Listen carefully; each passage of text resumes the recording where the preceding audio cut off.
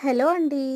ఈరోజైతే నేను మా ఇంట్లో స్ప్రింగ్ పాస్తా చేస్తున్నాను. ముందుగా అయితే మనము ఒక బౌల్‌లో వాటర్ తీసుకొని, అందులో ఒక టేబుల్ స్పూన్ వాటర్ ఏసుకొని, అందులోనే మనము పాస్తా ఏసేసుకోవాలి.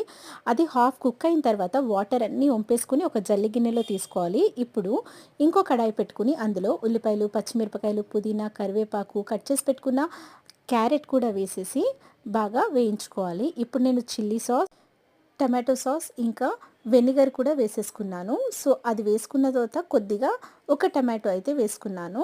వేసుకొని బాగా కలిపేసుకోవాలి. కంప్లీట్‌గా మనం కర్రీకి కలుపుకున్నట్టు ఉడికినట్టు ఉడకకూడదనమాట. నార్మల్‌గా కలుపుకోవాలి.